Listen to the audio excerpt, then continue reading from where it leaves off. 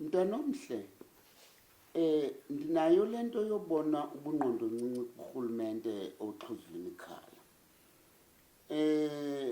Ukuzisa intuthuko ebantwini akumelanga uba kuyingxaki nakubani na. And akumelanga uba ungagxotha abantu besizisa into wena ungaphethanga nto. Ndingathi mna uba bayafuna mabeze nalento Israel asiphathela yona. Kuba kudala sisokola sifuna amanzi kurhulumente. Andinamanzi mna ngoku ndiyikumkani ndinjalo. Ndithuthelwa ngabo amanzi ngeetrakhi abanantloni. Zama ukuthi ke mntanomhle noko umongameli ngohlobo enza ngalo ngoku ubonakalisa ubukhwenkwe, ubonakalisa nobundladiya, ubonakalisa nokungabathandi nokungabahloniphi abantu boMzantsi Afrika. Wenza izinto ezinosifaka kula crisis uMugabe wangena kuyo ye-sanctions. Khona ngoku uxabana namakhwenkwe amakhulu ucinga ungubani? What are we going to do xa sifakwa kwezinkinga ngumongameli? Thina sizawuba ngobani bakabantu? Kuba bona abantu bazawubetheka sithi umongameli unamabhiliyoni namabhafala to rely on. Asinazo thina zonto ezo. So siyacela umongameli wethu azame indlela yokuvana neAmerica, avane noIsrael. Okwesibini, mabayazi uba xa bexabana noIsrael bathinta thina emanyeni.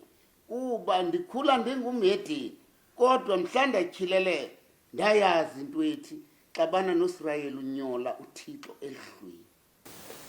Uthini ikumkani kubantu abanamazwi athi utyeshele umthetho wobudlelwane bamazwe ngamazwe ngoba ungafumani imvume kurhulumente wephondo ngaphambi kokuba ube kanti undwendwela zonke ezizibhedlele kwakunye noluhlu lwabo bantu buhamba nabo baseIsrael?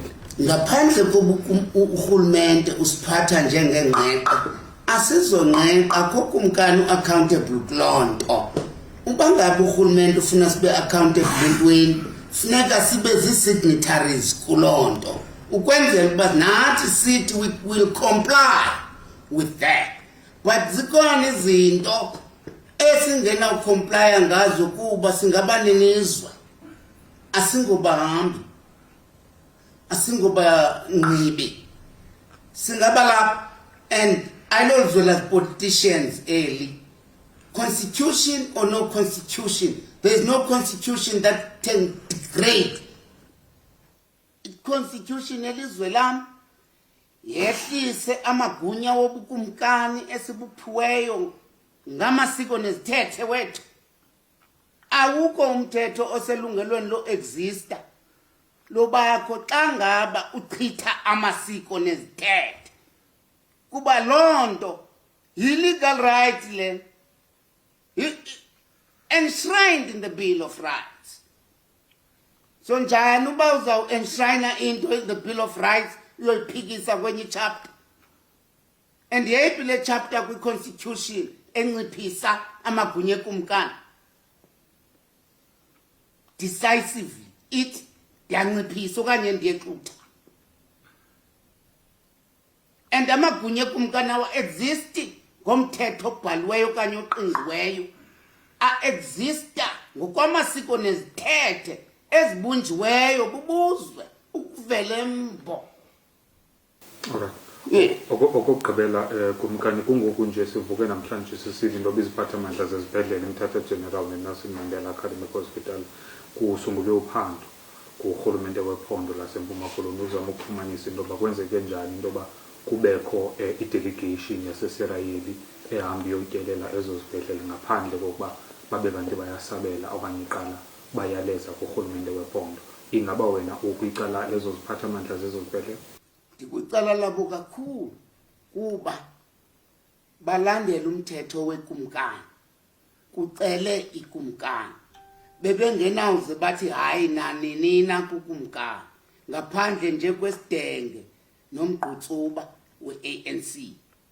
Yes, nanko omnye umgqutsuba bekumele uba ndiye nasewusu, kanti ndiyakumgqutsuba ohogiswe yi-ANC ndafika ubalekile sovumile ngento yonke ndingakhange ndithi ndiyotyhuluba okanye ndiyatyhudisa Vice Chancellor. lukhoyo lumtsha njengoba kushandobekwa nje uyandiva mntana omhle ungathi ke ngokusimilo sini esika vice chancellor inqununu engaka ibaleke uphuhliso lokuphuhlisa abantwana uphuhliso lokulungisa isikolo sethu esibona basigcina simdaka sinyukunyuku abazi noba babhakaphi bavelaphi aba yapha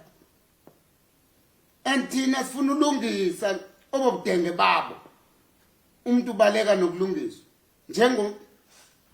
ngombutho wesizwe umbutho wesizwe ingxaki yawo awufuna ulungiswa xa uthi awubalungisa ulungisa amasela abona uba wena uzawuvala ikroba lotya imali